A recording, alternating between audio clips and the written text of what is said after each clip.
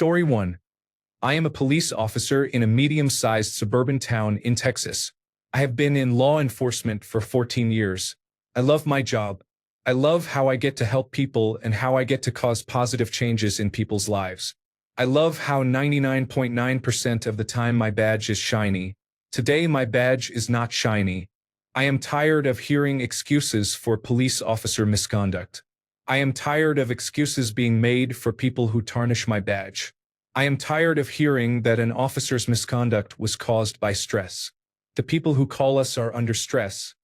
The person whose loved one just committed suicide, the family who found a relative dead, the convenience store clerk who just had a gun shoved in his face, and even the person we just placed in handcuffs and told he was losing his freedom. Our stress is low compared to those folks. We may have to enter those situations, but we get to leave them and go home at the end of our shift. I am tired of hearing excuses like, he puts his life in danger. I know we put our lives in danger. I have had guns, knives, and even swords pulled on me. I have responded to bomb threats, suicidal subjects, assaults in progress, and robberies in progress, and so on. Firefighters, deep-sea fishermen, loggers, and people who step outside there. Homes in high-crime areas also put their lives at risk. We are trained to deal with danger and provided with equipment and training to survive those dangers. I do face an increased risk of not going home, and that is why I maintain a higher level of awareness at work so I can respond to threats appropriately without panic or overreaction. I believe in the thin blue line and in looking out for my fellow officers. I do not believe in hiding misconduct or unlawfulness. Standing behind the thin blue line does not mean concealing misconduct. It means confronting officers so they do not ruin their lives, the lives of others, or violate the law or code of conduct. It means walking up to an officer with his knee on a suspect's neck and saying, "This is too much. Stop," before it becomes murder. It means stopping an officer who has been drinking all night and offering to give him a ride home. Instead of hiding misconduct, prevent it. Help your fellow officer not do something that will ruin his life or another's life.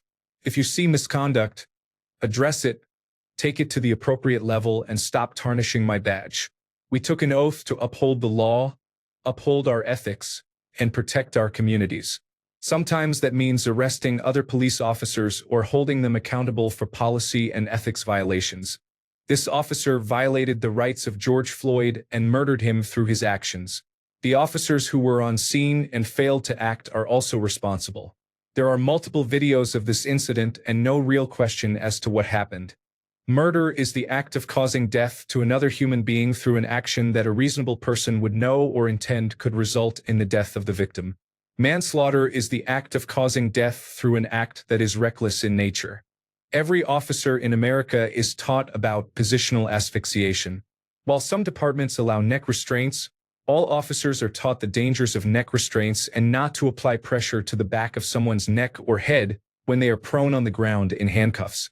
George Floyd was handcuffed with little resistance and was walked across the street to a patrol unit. He can be seen in surveillance video falling to the ground next to the unit on the sidewalk side. Cell phone footage shows an officer on top of Floyd's neck on the opposite side of the unit, the street side. A bystander can be heard telling Floyd simply to get in the car, and Floyd can be heard saying he knows and he is done. This suggests Floyd may have resisted or tried to escape but was still restrained in handcuffs. Floyd can be heard multiple times saying he cannot breathe. The cell phone video shows the officer kneeling on Floyd's neck for at least 8 minutes, with about 4 of those minutes after Floyd became unconscious. Even if Floyd attempted to resist or escape, there was no reason to hold him down for 8 minutes. What was the point of restraining him for so long? Why did the other officers not assist the primary officer so they could get him into the patrol unit sooner? Why did the primary officer continue to apply pressure to Floyd's neck after Floyd became unresponsive? Why can the officer be heard at some point asking Floyd if he is still a tough guy? The only answer that fits is that the primary officer, Derek Chauvin, wanted to prove to Floyd that he was not a tough guy. I see an officer assaulting another human being, going beyond taking control of a suspect, using force as punishment, and ultimately causing the death of another human being. I see a second officer who stood and watched and did nothing, despite knowing that the first officer's actions violated law and policy. I see officers who were trying to get back at Floyd for speaking up and resisting by using force they knew could result in death or serious bodily injury in a situation that did not justify deadly force. This officer committed murder, plain and simple. He tarnished my badge and the badges of all police officers. Worst of all, he tortured his victim for 8 minutes. Imagine your last thoughts and memories being a police officer slowly asphyxiating you against hot asphalt while asking if you are still a tough guy. I hope this officer, and any officer who allowed this to happen, is tried and convicted. It will be some time before I can polish my badge back to a shine. In the meantime, a family is suffering and a community is burning because of one man who should never have been an officer. Officers like this make my job harder and damage the trust one works so hard to earn. They ruin people's lives and families. They should be imprisoned with the people they once arrested. Story 2. To all police officers, what charges could be filed if a bystander pulled an officer off a person? Thank you for the award. Story 3. I am a former police officer and have had extensive training in the physical restraint of individuals being arrested. No police academy trains officers to kneel on someone's neck to subdue them. That is how you kill a person. Training emphasizes avoiding serious injury while restraining someone, and every one of the officers was trained never to strike a person in the neck or choke them. The officer who killed him is clearly liable for manslaughter at minimum, and the other officers who stood by share responsibility because they knew that was not how to handle a person and should have intervened. Story 4. I am absolutely sick to my stomach. I am a lieutenant in my hometown police department. I started my day by showing the video to my officers and making sure my people understood that this is murder, plain and simple. Outside of a life and death struggle, one should never do anything like this. George Floyd was handcuffed and on the ground.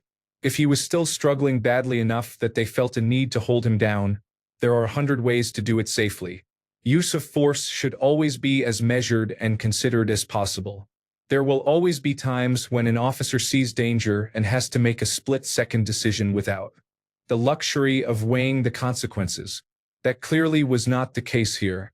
He had all the time in the world to think about what he was doing. Multiple people were telling him to stop, and none of his fellow officers intervened. All of that is why I find this incident particularly disgusting. They had so many chances to do the right thing. Fortunately, I work with good people who see this for what it is. Before the video ended and before I told them that George Floyd had died because of this, my officers were muttering things like, "What is he doing? You cannot do that. He needs to get off the man's neck." It made me much prouder to be their leader than any number of arrests ever could to see that their instincts were not to defend the officer. For what it is worth, I am glad that they were fired.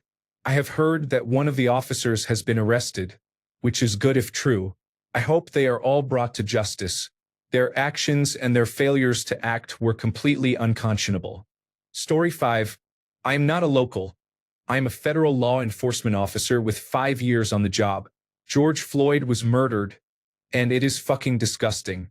We are trained that anything involving the neck is prohibited and is considered deadly force. We were also trained that if you make an arrest while a person is prone, you search them and then immediately move them onto their side or into a seated position, because the risk of asphyxiation is so great. If a suspect says they cannot breathe, believe them and take measures to correct it. This is reinforced at least twice a year in our use of force training. Those officers deserve to spend the rest of their lives in prison. Story 6. Retired after 28 years. It was nothing less than murder. All the men I worked with would never have considered doing something like that. You treat combative people in custody, once they are secured, as human beings. Nothing should be personal. Once they have been subdued and you are safe as an officer, you stand them up, pat them down, and understand that the arrestee is at a low point in life. Give them some dignity and you will generally get their respect. It works more than 90% of the time. That man was subdued and nobody should have been on him at that point. Story 7. I am a police officer in California. I am disgusted by the officer's actions. When someone is in our custody, we must treat them properly. I do not care if they are arrested for murder or forgery. They are a human with a story, and they deserve to be treated with dignity and respect. I had tears streaming down my face while watching the video of George Floyd. We swore to protect our communities, and that is what we set out to do every day. Putting a knee on the neck of a handcuffed man for an extended period is not protecting. A man has lost his life due to the gross negligence of an evil person. May he rest in peace. Story 8. Cop here. I am disgusted. There are 1,000 reasons why this should not have happened. Simple steps should have been taken, including lessons policing has learned over the past 200 years and basic procedures taught in every academy. Make no mistake, this was murder.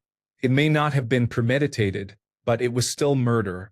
I will be angry if the officers are not indicted. Story 9. Didn't the same thing happen in New York a few years ago when Eric Garner was placed in a chokehold? Story 10. I was a cop in the military. In the police academy, this was one of the things they taught us not to do, as it could crush the windpipe. The only time I was ever taught to use chokes and neck holds was in combat training for deployments. When we returned, we always had to attend retraining classes to relearn what we could do stateside. Story 11. Sheriff's deputy here, and I must say that I am disgusted by the unnecessary loss of life. There are moments that make me regret what I do, and this is one of them. I have met my share of racists wearing a badge, and I am ready for a career change. The oath we take is to uphold the law and the Constitution, so to the officers on the scene who could have stepped in and prevented this. Fuck you. One bad apple always ruins the bunch, unfortunately. I pray for George's family and hope that justice is served. This is a throwaway post for obvious reasons, and yes, I am a white male. Edit. I was not expecting this to blow up as it has. I am responding when I can, and I am glad we can have a conversation about this. Law enforcement in my state does not unionize, and I see many comments about systemic protection and abuse. I have never worked under a police union, but I have worked with people who were unionized, and I have heard stories of unions protecting officers from bad leadership. I can imagine those protections may extend further in cases such as this. Story 12. As the son of a former police officer, my dad worked hard to be an honest cop. His department was full of racists. They did not like him because he was a decent officer. They could not get away with doing wrong in front of him. We watched the news together. I saw him wipe a tear but try hard to hide it. I know he is sad, and I do not want to push him to talk about it, but we both know things like this will keep happening, and that is a very sad fact. I cannot possibly understand why anyone would do something like this. Story 13. I work for a United States Federal Bureau, but I am not a local police officer. All 4 police officers need to go to jail. Derek Chauvin, the officer who put his knee on George's neck, should have gone to jail long ago. He apparently has a history of doing this. This is his 3rd time in 15 years. Black people need to keep fighting, and white, Asian, and Latino people need to support them. Justice for cases like this will not come easily or quickly, but if they keep fighting, I truly believe that one day it will come. Story 14. I used to be a police officer. It was fucking embarrassing going out the day after something like that happened. One reason I quit was that I no longer had pride in my job. For those who doubt, this is the only proof I have. In order to get the police officer flare on the subreddit Protect and Serve, you need to send the moderators a picture of your police-issued identification. I haven't been to that subreddit since I quit. Story 15. I am retired. It disgusts me. The job is difficult enough, working mostly in sensitive neighborhoods. Brutality like this makes it much more difficult. Story 16.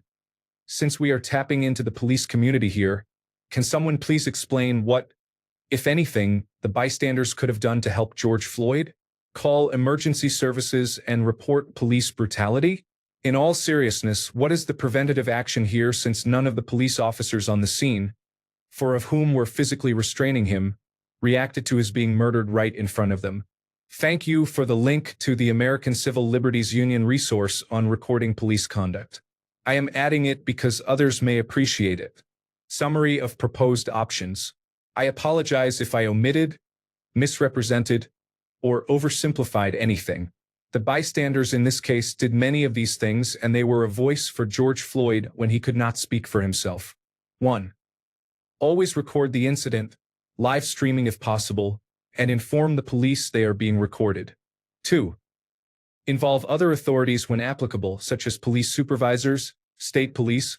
Call emergency services and ask for a supervisor and an ambulance to respond immediately, the American Civil Liberties Union, and the Federal Bureau of Investigation. Tell the officers on site that you are involving other authorities. 3. De-escalation. Move any crowd or bystanders back from the scene and officers while still being able to record the incident. Have one person, preferably a white person, attempt to approach the officers as a medical professional or voice of reason to explain that medical treatment may be required and to remind the officers that their best interests, career, family, reputation are served by acting responsibly. 4. Create a diversion or distraction that requires the officers to release the hold, not custody, of anyone in imminent medical danger. 5. Physically remove the threat imposed by the officers by force. This includes exercising your right to carry and discharge a firearm. This option will most likely result in physical, potentially fatal, and legal ramifications for the individuals involved unless the group of bystanders is organized enough and outnumbers the officers to the extent that they can safely take control without further harm. 6. Systemic change. Vote locally and nationally for people who value human life and will implement change to protect it. This is not an anti-firearm sentiment. If you value your right to carry a firearm, vote for people who support that. Be vocal in demanding justice when these incidents occur. Push for improved training, hiring practices, and accountability within the police force. Consider increasing pay to attract more suitable candidates and possibly implement a citizen-based governing body to oversee the police force and their actions. Story 17. Serious question for police officers. Many factors may have contributed to this incident, from poor training to an officer being unfit for duty and so on. How is it possible that the 3 other officers on the scene took no steps to intervene or, at the very least, check the status of the victim? Is there any reason for their lack of awareness or their decision to stand aside while they and other bystanders could clearly see the man dying in front of them? What justification, if any, is possible in this situation? Story 18. A post I can finally answer. I am based in Scotland and I am a police officer with 5 years of service, 2 of which I have served as a part-time officer safety instructor. During this training, we go over restraining subjects and handcuff techniques precisely. This includes all safety aspects, including where to apply handcuffs, how tight they should be, ensuring the technique is done correctly, and that the subject is in a controlled but safe position. Positional asphyxia is a vital topic we cover, and it is reiterated that if a subject ends up on the ground, we never place any weight on them. Even when sitting in the back of our cars, we watch them and ensure they can breathe and are in a comfortable position for transport. What these officers did was stupid, disproportionate, and an embarrassment to policing. I would also call it disgusting. I just hope that people know we are not like this. Edit. This is my first comment and it has received more attention than I could have imagined. Thank you all. To address some points raised in the replies, I appreciate that I work in a very different environment, but we still restrain subjects while they are handcuffed, and we have never had an incident like this or seen an officer left in the position shown in the video. I absolutely condemn his actions. This should never have happened. I have no idea what was going on in his head, whether it was a moment of rage or something else. Either way, he should lose his job and face the full consequences of his actions. There is some hateful response in the replies, which I understand. However, one officer cannot be held accountable for another. I hope people understand this is a small minority of the profession. Most officers are there to help. Stay safe, folks. Story 19. I am disgusted, especially by the frequency of these events. I am glad that I work in a place where we are trained for years before we put on a uniform and where communication is our greatest tool. I am sad to know that this will happen again. Story 20. I have a degree in law enforcement and work in corrections in Minnesota. My thoughts are, fuck that person. Nobody is taught to put their knee on a person's neck and leave it there until they pass out and die. It was as if he had his hands around the person's neck. Based on the video evidence, the officer should be arrested for murder. Story 21. When I attended the academy in 1990, I had to complete 480 hours of basic mandatory training. At that time, someone who wanted to be a hairstylist had to complete 2,400 hours of training. That may be one of the issues mentioned previously. Story 22. My roommate has only been a police officer for a few years, but he strongly argued that this is not how you choke someone to detain them. The officer should be tried in court for manslaughter at the very least, and if prosecutors believe they can make a case for murder, they should pursue it. Story 23. I am British but live in the United States. There is a very different mindset toward policing back home. I grew up in the countryside and lived in a quiet city. My friend is a police officer and he was trained to use his words, not his weapon, as his first instinct. He said police are supposed to operate by consent. It is police service, not police force. I know Hot Fuzz is a comedy, but when Simon Pegg tells Nick Frost that his most important tool is his logbook, he is right. I never feared the police when we were out and about back home, probably because the average Bobby did not carry a gun. In the United States, I do not have the same confidence. Those who join the police to wield power and instill fear must be removed. Those who stand by and say nothing about colleagues who do wrong must also go. Story 24. Fucking horrified. Regardless of the act committed, you just don't do that to people. I seriously question the culture on that team. Edit. Since some people are being a bit dense, I am from another continent. Yes, other countries exist. Yes. I have publicly declared my feelings about this incident on other social media where my name actually appears. No, I won't do it here because if we have social media accounts with our names on them, they must conform to our regulations. I have a place to express myself as a police officer and as a person at the same time. No, I don't care if you don't like that. Story 25. Horrified.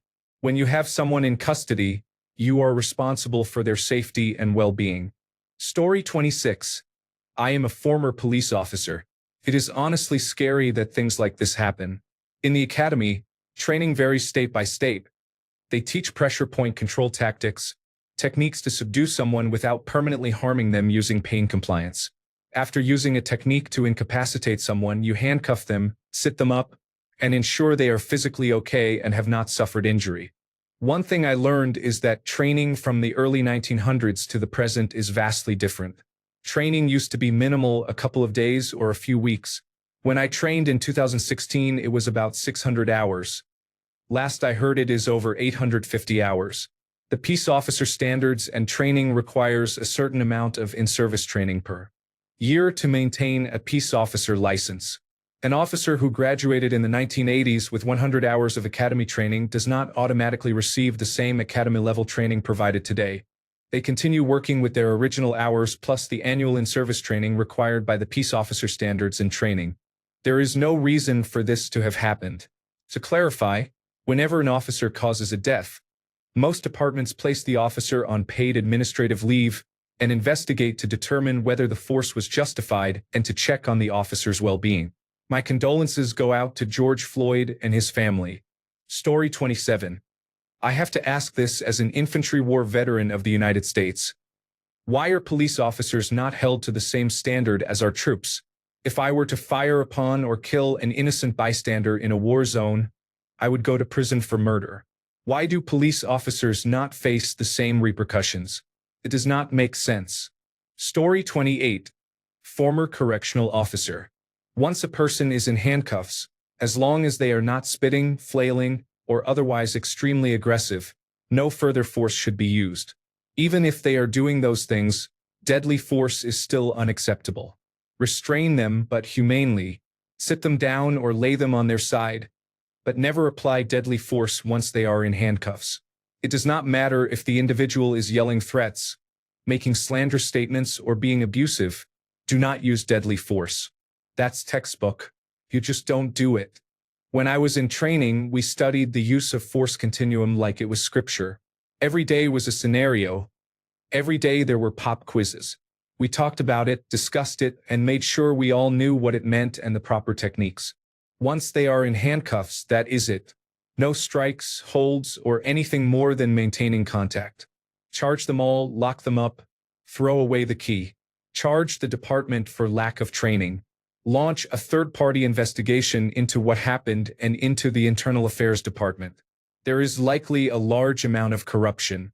The size of the force should not matter when it comes to proper training. End of story. Disgrace. Story 29. My uncle is a retired police officer. I called him about this. He said it is horrible that people like this exist. It has a negative impact on both the police community and the black community. It stirs up animosity between the two and erodes trust. What if a person in the black community needs to call the police but does not trust or fears them? Not all police officers are like this. Many are great people, but the growing number of cases is alarming. Another problem is that because of police unions, officers who should face serious repercussions do not. Story 30. I am a deputy sheriff. I was horrified and could not believe my eyes. There is an arrest technique where you place your foot against the shoulder or neck with your knee across the top of the back, but never on the neck. That is just to gain control until you handcuff. Having your knee on someone's neck makes no sense at all, especially for that long. My department always has refresher training on positional asphyxiation and excited delirium. This should have never happened. He is handcuffed. Put him in the car and be done with it. It is the officers who pull actions like this that make the job harder and harder. They deserve what they got. We have an obligation to protect life and they all failed. Some officers seriously take the job too seriously and do stupid things. I just want to go to work, go home, and feed my family. Story 31. I will add my perspective. Policing in communities where there are legitimate reasons not to trust the police is difficult. Officers must be fair and humane. Good officers must report misconduct by colleagues. The responsibility to the public matters more than my job or career. Once I responded to a call about a black man reportedly belligerent in public. He was young, intoxicated, and trying to enter his own residence. Although I could have arrested him for disorderly conduct, it was unnecessary. Truth and discretion called for an easy resolution. Another dominant officer arrived and began to rile him up, acting aggressively for no reason. When I returned, I found the man in handcuffs and the officer lifting him by the neck about a foot off the ground. Neighbors were watching and many had cameras. Officers must act ethically. I reported the misconduct. The officer was disciplined and was eventually fired, I believe. I was a young officer and nervous. I knew I could make enemies even when I was right. I would do it again. Bad behavior must not be accepted. That is one reason I am no longer in policing. Story 32. At what point do citizens become empowered to do the right thing? As I watched this video, I was filled with so much hate, not just for the officer with his knee on the man's throat, but also for the officer standing there doing nothing. Be a decent human being and tell your partner to chill the fuck out, not just because we are being recorded, but because it is the right thing to do. On the question of empowered citizens, I felt someone should have intervened, not in a reckless way, but as one human to another doing the right thing. His death could have been avoided. I know people say anyone who intervenes would be arrested or worse for interfering with a police investigation. That is their fucking cop-out. Thanks for taking the time to read my comment and for replying. I considered what most of you said before posting, but with that video evidence, I think 30 days of probation or something less drastic might have been the result, and maybe a human life would have been saved. Or it might have been much worse. Story 33. I worked as an intern at a state police intelligence operations center. There were always televisions with the news on. I particularly remember when a United Parcel Service driver was caught in the crossfire of a needless firefight between police officers and fleeing suspects on the highway. Even then, the officers I worked with repeated the same tropes. What happened before this, and the media only covers the bad stuff with police. What about violence in the community? That kind of response came straight from those at their state headquarters. To the officers on Reddit who say they are ashamed and disgusted when this happens, hold one another accountable. In the police headquarters where I worked, the culture that allows these things to happen was readily apparent. The experience ended any notion I had of a career in intelligence and law enforcement because the culture was based on victimization of officers and racism. Do better. Story 34. Those police officers should be buried beneath the jail. I condemn all four of those officers' actions and hope they get what they deserve. Story 35. I am in law enforcement and I have yet to meet an officer who did not cringe and wonder what the actual fuck was happening. Everyone I know in law enforcement feels terrible for the man and his family and discouraged by how much this adds fuel to an already difficult to control fire of distrust in the community. Many officers work day after day to improve the image and perception of policing because they care. These heinous abuses of power make their jobs harder. It is impossible to heal a wound that keeps getting ripped open.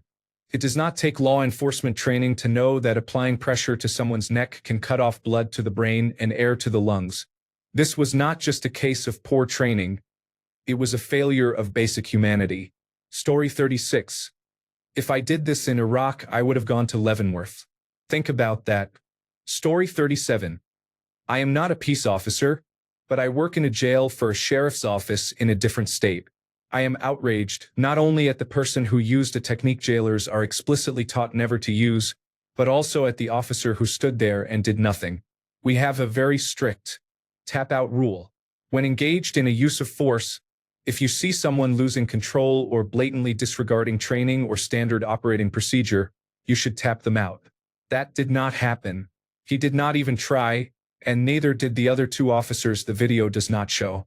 I hope he is charged and convicted. Second-degree murder for Chauvin, misconduct of a public officer at a minimum for all four, and the other three, whose names I do not know, should face whatever the equivalent of accessory to murder is in Minnesota. Those accessory charges may not stick, but they should be filed to make a statement. I also think the three officers not stepping up points to an agency-level issue that needs to be addressed. In this job, you should never feel that you cannot voice a concern to a superior, a more veteran officer, or anyone. Administrative concerns have a method. Life safety concerns should not. The chief is fairly new but is a long-time Minneapolis Police Department officer and may not be able to fix the problem. Story 38. Alternatively, police officers on Reddit. When you see your colleagues and brothers in blue committing heinous wrongdoing, how do you intervene and take a stand to remove the so-called bad apples? Story 39. This may get buried by all the comments by non-police officers, but I am a United States police officer in a decent-sized city with a population of about 500,000. I am proud of my career and my department. I think my department is lucky to have strong support in our community. Support comes from trust that when a citizen has to come in contact with the police, they will be treated with respect. Regardless of what kind of training those officers had or lacked, no one with common sense or good intentions would kneel on someone's neck, especially after the person had been handcuffed while they stated multiple times that they could not breathe. At no point in the academy was I taught that knee to the neck was an appropriate hold for a suspect. In fact, I was taught about positional asphyxiation and that a choke hold or carotid restraint that cuts off circulation to the brain is deadly force. When a combative suspect is handcuffed and is no longer able to hurt you, you sit them up and call for medical attention if they were injured during the arrest. I have made and assisted with many arrests and nothing I saw in the George Floyd video is normal. I cannot even fathom what that officer was thinking. As for the officer standing by, helping to hold Mr. Floyd down, and failing to intervene when he says he cannot breathe, that is unacceptable. My department's policy says that officers shall intervene if they witness a fellow officer using excessive force, regardless of whether the officer using excessive force is a 30-year veteran and the witness is a rookie, or if it is a sergeant and the witness is a subordinate. These are people's lives at stake, and police officers have too much power if we are not willing to police each other. I rarely make judgments on fellow officers without knowing the whole story, but the video of George Floyd's arrest is enough. Mr. Floyd was murdered, and those officers had every opportunity to change the outcome of that situation. They are not worthy of their badge. I am relieved that their department was decisive enough to immediately fire them, and I fully expect they will be prosecuted. I have seen many people asking why police officers do not speak up and why the police continue to participate in this corruption. We are not participating. If we stop showing up to work and doing our jobs, violence and crime will rule. I have not talked to a single officer who is not disgusted by what happened in Minneapolis. I am incredibly angry because the actions of those officers put a target on every other officer's back. Good officers who would never do something like that. The law enforcement community as a whole agrees that George Floyd's death was completely unacceptable and unnecessary. If anyone bothered to read this, please do not condemn all police because of the actions of a few. There is no excuse for it, but the vast majority of police officers are truly good people. Rioting to the point that property is destroyed and people get hurt does not help anything. Thanks a bunch for sticking around till the end of the video. Remember to subscribe, and until next time, stay awesome and goodbye.